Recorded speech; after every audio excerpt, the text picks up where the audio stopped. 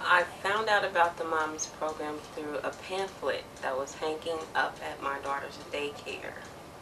And it was so funny because it's been there forever. It's like the same forms are always there. And one day I just looked up after signing them in or out, I don't remember which, but looking up and seeing it, I'm like, Moms, picked it up, read it, I'm like, itself, and I'm still reading the book, by the way. That book, it just kind of put me in check, so to speak. It made me think about how life is, and you can't get so outside of yourself. I'm 30, I know I don't look it, but when I was 21, I made really good money, which is what I make now, and to be 21 and make, $15 an hour was a big deal to me. I was able to help other people, and so much so that I kind of shot myself in the foot. But referring back to the book, it made me think of all the things that I was taught growing up. How to save money, going to the Goodwill, and it was just so much information, and then relying on God, because He, of course, is first.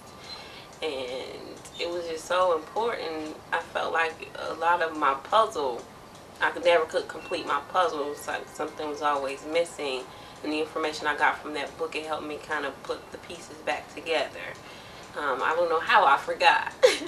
I couldn't find school pants for my daughter. She was 11. She's like flooding, and she thought it was cute because they were like capris, and I'm just like, that is so not cute. My baby is flooding at school, and I was so embarrassed for her because she wasn't embarrassed. She's into fashion, so she made it cool, put her little socks up, and I felt so bad. I couldn't find her size at all. I went to stores everywhere, and so finally I went to the Goodwill. After reading the book, I went to the Goodwill and I found brand new pants in her size, and I just felt like, this tall. And I'm just like, people say things about going to the Goodwill all the time, or I don't know, I just got so beside myself, like I'm just so better than that, I can't do that. And it was like, how did I ever get to that point? I'm like, who is this person that I'm looking at in the mirror? And it made me just, I had to get that book. I checked myself after reading that book, and it was really important. I was glad that I went through that, but I didn't understand how I got to that point. And it made me think about a lot, not just saving money and buying clothes, things like that. It made me think about wanting so much more, and how do you get to that point? I finished hair school. I didn't go to board. And that little extra money on the side, it helped. It's so much information in that book. You have to read the book to get a full understanding of what single mothers go through.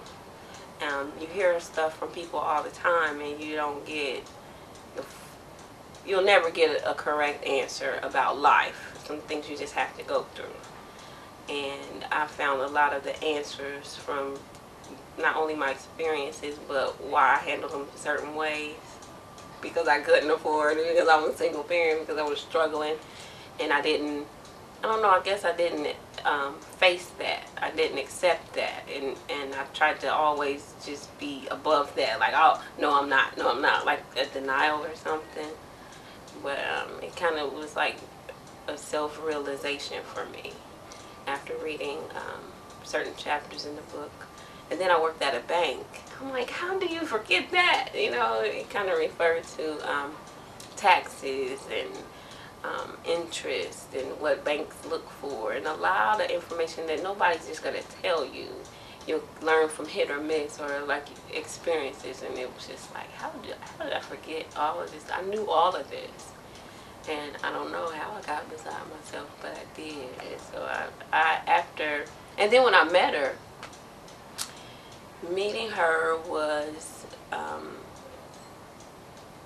very beneficial. That was a blessing in itself, because when you see someone that has actually made it, you don't think about what they went through.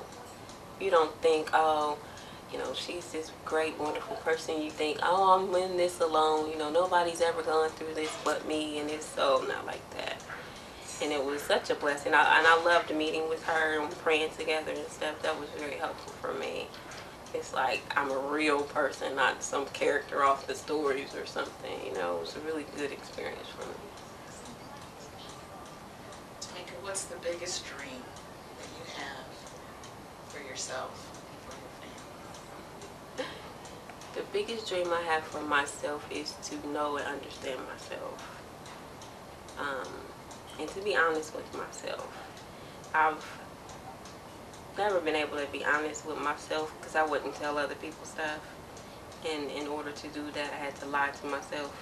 And I eventually learned that I didn't have to do that. I didn't have to worry about fitting in or... I mean, a lot of things from childhood was just weird because my mom wasn't there. She was a single parent. She wasn't there. She worked all the time. So a lot of stuff, you know, the little mommy-daughter talks that you have about your cycle and boys and paying bills and stuff, it was just like not there.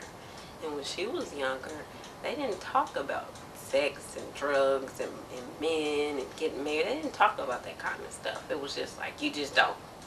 And so you didn't.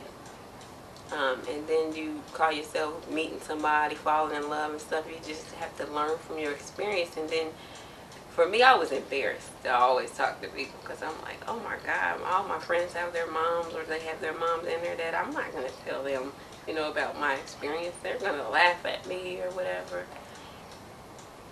I don't know, just getting to know myself better. It has always been a dream of mine. I can't, everybody looks at me, oh, she's this wonderful person, she's so sweet, she's this, she's that, and and when I have a bad day, I'm like, who is this person? You know? And to finally get to know me and then be able to share that with my girls. Like, I keep a journal. I go back and I read how I handle certain situations, and then I'm able to answer questions that my daughters have.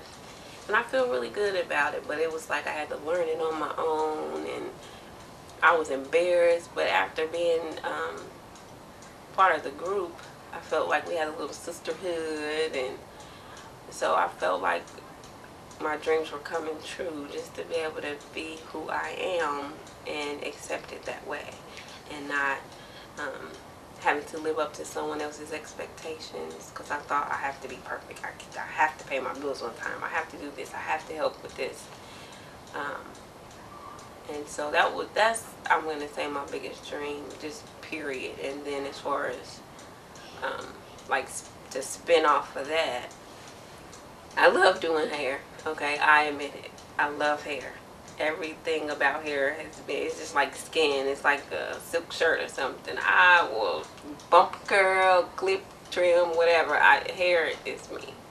And so customer service is a big deal. I treat all my customers really, really well. And for me to be working at hospitals or my own salon, managing it, it would be nothing. I would love that more than anything. But I won't tell anybody else. That's enough about that. Tamika, thank you so much. Okay, let's get out of here. Y'all gonna make me cry. That's my feet.